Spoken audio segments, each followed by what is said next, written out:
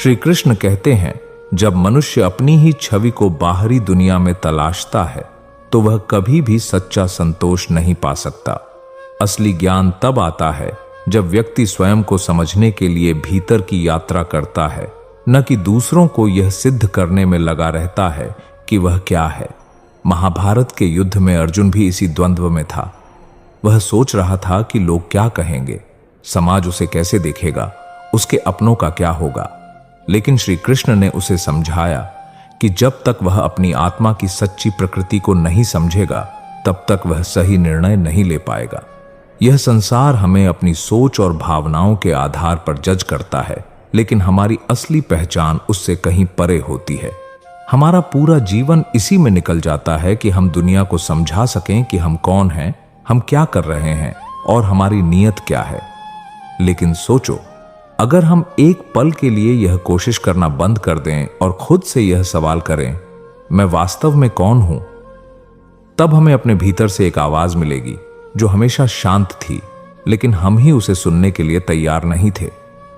कई बार हमें ऐसा लगता है कि हमें अपनी भावनाओं, अपने विचारों और अपने फैसलों को दूसरों के सामने सही साबित करना जरूरी है, लेकिन यह करना हमें थका देता है और हमारी ऊर्जा व्यर्थ चली जाती है।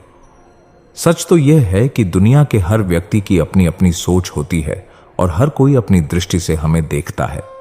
किसी के लिए हम सही होंगे तो किसी के लिए गलत। लेकिन इन सब के बीच अगर हम खुद को ही न समझ पाएं तो फिर हमारे जीवन का उद्देश्य ही अधूरा रह जाता है। शांति तब मिलती है जब हम बाहरी दुनिया की अपेक्षाओं से परे जाकर यह समझते हैं कि हमारी आत्मा का असली स्वरूप क्या है। इसका एक सुंदर उदाहरण समुद्र की लहरों से लिया जा सकता है। समुद्र की ऊपरी सतह पर जब तेज हवाएं चलती हैं तो लहरें ऊंची उठती हैं, उग्र हो जाती हैं। लेकिन अगर तुम समुद्र की गहराइयों में जाओ तो वहां सिर्फ शांति होती है। ठीक उसी तरह अगर तुम दुनिया की धारणाओं और विचारों से प्रभावित होते रहोगे तो तुम्हारा मन भी लहरों की तरह अशांत रहेगा। लेकिन जैसे ही तुम अपने भीतर झांकोगे, अपनी आत्मा को समझने लगोगे, तो जीवन की हलचल के बीच भी तुम्हें एक असीम शांति का अनुभव होगा। श्री कृष्ण यही समझाते हैं कि ज्ञान का सबसे बड़ा स्रोत बाहर नहीं, हमारे भीतर है। जब अर्जुन ने संसार की चिंताओं से ध्यान हटाकर खुद को समझने की कोशिश की, तब उसे अपने जीवन की दिशा स्पष्ट नजर आने लगी। इसी तरह जब हम खुद को समझने बैठते हैं तो हमें अपनी कमजोरियां भी दिखती हैं और अपनी असली ताकत भी। हमें पता चलता है कि किन चीजों के पीछे भागना व्यर्थ है और क्या वास्तव में हमारे जीवन के लिए आवश्यक है। इसलिए अपने जीवन को दूसरों को समझाने में मत बिताओ। खुद को समझो और जो भी तुम हो उसे पूरे विश्वास के साथ स्वीकार करो। जब तुम खुद को समझ लेते हो तो दुनिया को कुछ समझाने की जरूरत ही नहीं पड़ती, क्योंकि तुम्हारी शांति और संतोष ही तुम्हारी पहचान बन जाते हैं। श्री कृष्ण कहते हैं, जीवन में हर दुख, हर पीड़ा और हर संघर्ष एक गहरे अर्थ के साथ आता है। जब हम कठिनाइयों से गुजरते हैं तो हमें लगता है कि यह सब हमारे लिए असहनीय है, लेकिन वास्तव में वही कठिनाइयां हमें भीतर से सबसे ज्यादा मजबूत बनाती हैं। एक बीज को विशाल वृक्ष बनने से पहले धरती के अंधेरे में धकेला जाता है, उसे मिट्टी में दबाया जाता है, पानी से गुजरना पड़ता है और धूप सहनी पड़ती है, लेकिन इन सब के बाद ही वह एक विशाल वृक्ष बन पाता है। महाभारत में अर्जुन का जीवन भी इसी सच्चाई को दर्शाता है। जब युद्ध का समय आया तो वह अपने ही अपनों के विरुद्ध खड़े होने की तकलीफ से गुजरा। उसने सोचा कि यह सब अन्याय है, यह पीड़ा उसे अंदर से तोड़ देगी। लेकिन श्री कृष्ण ने उसे समझाया कि यही संघर्ष उसके भीतर वह शक्ति जगाएगा जो उसे अपना कर्तव्य निभाने में सक्षम बनाएगा। हमारी जिंदगी में भी ऐसा ही होता है। जब हम कठिन समय से गुजरते हैं तो हमें लगता है कि यह हमारी सबसे बुरी स्थिति है, लेकिन असल में यह वह समय होता है जब जीवन हमें मजबूत बना रहा होता है। एक लोहे को अगर तलवार बनना है तो उसे आग में तपना पड़ता है, हथौड़ों की मार सहनी पड़ती है। अगर वह इन तकलीफों को झेलने से इनकार कर दे तो वह कभी तलवार नहीं बन सकता। उसी तरह जो तकलीफें हमें आज दुख देती हैं, वही हमें आने वाले समय के लिए मजबूत भी बनाती हैं। तुमने कभी सोचा है कि जब कोई इंसान पहली बार दौड़ने की कोशिश करता है तो उसे कई बार गिरना पड़ता है, लेकिन वही गिरना उसकी टांगों को मजबूत बनाता है, उसके संतुलन को सुधारता है और अंततः उसे तेज धावक बना देता है। यदि वह गिरने से डर जाए और कोशिश ही न करे तो वह कभी चलना भी नहीं सीख पाएगा। श्री कृष्ण हमें यही सिखाते हैं कि जीवन की कठिनाइयां सिर्फ हमें दुख देने के लिए नहीं आती, वे हमें सिखाने और मजबूत बनाने के लिए आती हैं। जब द्रौपदी का अपमान हुआ तो वह जीवन का सबसे बड़ा दुख था, लेकिन उसी अपमान ने उसे इतना शक्तिशाली बना दिया कि वह धर्म की रक्षा के लिए श्री कृष्ण का आह्वान कर सकी और महाभारत के युद्ध की नींव रखी। अगर तुम किसी भी परिस्थिति में संघर्ष कर रहे हो, अगर तुम्हें लगता है कि जिंदगी तुम्हें सिर्फ तकलीफें दे रही है, तो याद रखना यह सब तुम्हें भीतर से मजबूत करने के लिए हो रहा है। जैसे ही तुम इन कठिन पलों को स्वीकार कर लोगे, वैसे ही तुम देखोगे कि वे तुम्हें भीतर से एक नए रूप में ढाल रहे हैं। इसलिए अपने संघर्षों को देखकर दुखी मत हो, बल्कि यह सोचो कि यह समय तुम्हें किस तरह मजबूत बना रहा है, क्योंकि जब यह समय बीत जाएगा तो तुम पहले से कहीं ज्यादा मजबूत और आत्मनिर्भर बन चुके होंगे। यही जीवन का नियम है और यही श्री कृष्ण का संदेश। श्री कृष्ण कहते हैं, जीवन में हर सवाल का जवाब खोजना जरूरी नहीं होता। कुछ प्रश्न ऐसे होते हैं जिनका उत्तर हमें समय के साथ ही मिलता है, और कुछ सवाल ऐसे होते हैं जिनका कोई निश्चित उत्तर नहीं होता। जब हम हर चीज का जवाब ढूंढने लगते हैं तो हमारा मन बेचैन हो जाता है और यही बेचैनी हमें दुख देती है। लेकिन जब हम सवालों को स्वीकार करना सीख जाते हैं तो मन को शांति मिलने लगती है। तुमने कभी आसमान को देखा है? जब बादल घने होते हैं तो हमें यह जानने की जल्दी होती है कि बारिश कब रुकेगी। लेकिन अगर हम बस बादलों को देखने का आनंद लें और यह स्वीकार कर लें कि बारिश अपनी मर्जी से आएगी और जाएगी, तो हमारा मन शांत हो जाता है। यही जीवन के सवालों के साथ भी होता है। अगर हम हर चीज को तुरंत समझने की कोशिश करेंगे तो हम अपने मन को और ज्यादा उलझा लेंगे। लेकिन जब हम जीवन की अनिश्चितताओं को स्वीकार करना सीख लेते हैं तो धीरे धीरे उत्तर खुद हमारे पास आने लगते हैं। एक बच्चा जब छोटा होता है तो उसे बहुत से सवाल होते हैं। आसमान नीला क्यों है? रात को अंधेरा क्यों होता है? समय के साथ उसे कुछ सवालों के जवाब मिल जाते हैं और कुछ सवालों का जवाब उसे खुद ही समझ आने लगता है। लेकिन अगर वह हर चीज का जवाब उसी पल मांगने लगे तो क्या संभव है? नहीं, क्योंकि कुछ बातें अनुभव से समझ आती हैं। हमारे जीवन में भी कई बार ऐसा होता है कि हम किसी घटना का कारण तुरंत जानना चाहते हैं। हम सोचते हैं कि क्यों ऐसा हुआ या क्यों मेरे साथ ही यह हुआ, लेकिन हर सवाल का जवाब उसी समय नहीं मिलता। कभी कभी जीवन हमें इंतजार करना सिखाता है। जैसे एक बीज को वृक्ष बनने के लिए समय चाहिए, वैसे ही कुछ उत्तरों को प्रकट होने में समय लगता है। अगर कोई किसान यह सवाल करने लगे कि बीज बोते ही पौधा क्यों नहीं उग रहा, तो वह परेशान हो जाएगा। लेकिन अगर वह धैर्य रखे और प्रकृति पर विश्वास करे तो एक दिन वही बीज एक सुंदर पेड़ में बदल जाएगा। हमारी तकलीफों और उलझनों का भी यही हाल होता है।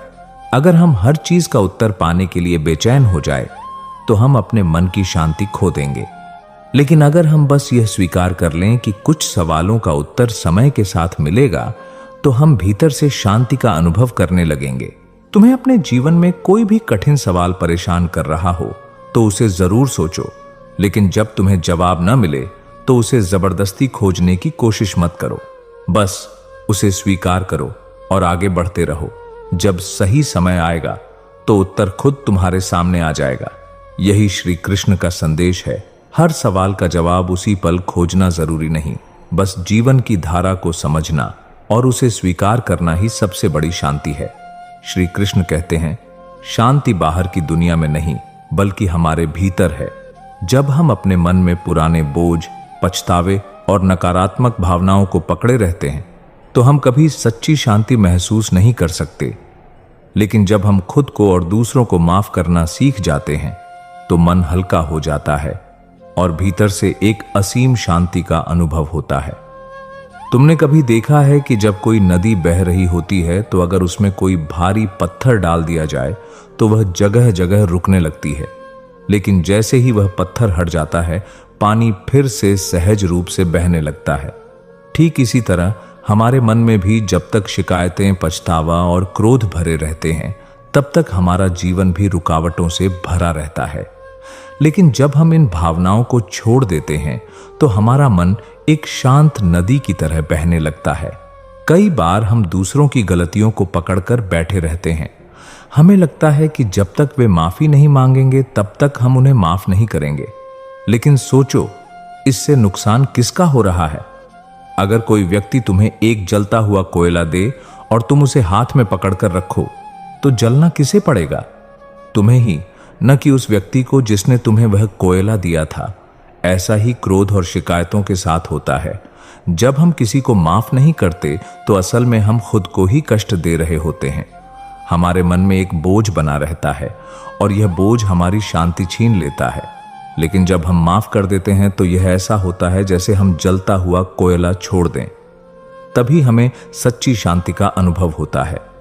खुद को माफ करना भी उतना ही जरूरी है। कई बार हम अपने ही फैसलों को लेकर पछतावे में जीते हैं। हम सोचते हैं कि काश मैंने ऐसा न किया होता, या मुझसे यह गलती क्यों हो गई। लेकिन अगर हम बीते हुए समय को बदल ही नहीं सकते तो उस पर पछतावा करना हमें सिर्फ और तकलीफ देगा। जब तक हम खुद को माफ नहीं करेंगे तब तक हम उस मानसिक बोझ से बाहर नहीं निकल पाएंगे। अगर कोई पक्षी उड़ना चाहता है लेकिन अपने पंखों पर भारी बोझ बांध ले, तो क्या वह कभी ऊंचाई तक पहुंच पाएगा? नहीं, क्योंकि वह बोझ उसे नीचे खींचेगा। उसी तरह जब तक हम अपने भीतर भरे पुराने दुख, पछतावे और नाराजगी को नहीं छोड़ते, तब तक हम अपने जीवन में आगे नहीं बढ़ सकते। श्री कृष्ण हमें यही सिखाते हैं कि शांति किसी बाहरी स्थान, व्यक्ति या परिस्थिति में नहीं होती। यह सिर्फ तब मिलती है जब हम अपने मन को उन भावनाओं से मुक्त कर लेते हैं जो हमें नीचे खींचती हैं। जब तुम खुद को और दूसरों को माफ कर दोगे तो तुम्हें किसी और चीज की तलाश नहीं करनी पड़ेगी, क्योंकि शांति तुम्हारे भीतर ही प्रकट हो जाएगी। हर अनुभव जो जीवन में आता है वह कोई न कोई संदेश लेकर आता है। जब कोई कठिनाई सामने आती है तो हम उसे दुर्भाग्य मानते हैं, लेकिन समय के साथ एहसास होता है कि वही हमें बेहतर बनाने के लिए आई थी। जैसे बीज को धरती के भीतर दबकर अंधकार सहना पड़ता है, तभी वह विशाल वृक्ष बन पाता है। जीवन की हर परिस्थिति हमें कुछ सिखाने के लिए आती है। उसे समझने वाला व्यक्ति कभी निराश नहीं होता। मन जितना मुक्त होगा, जीवन उतना ही आनंदमय लगेगा। हम अक्सर बीती बातों और भविष्य की चिंताओं में उलझे रहते हैं, जिससे वर्तमान का सुख खो जाता है।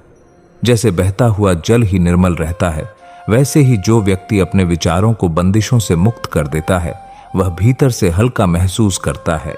पुरानी घटनाओं को पकड़ कर रखने से केवल बोझ बढ़ता है, लेकिन उन्हें जाने देने से जीवन सरल हो जाता है।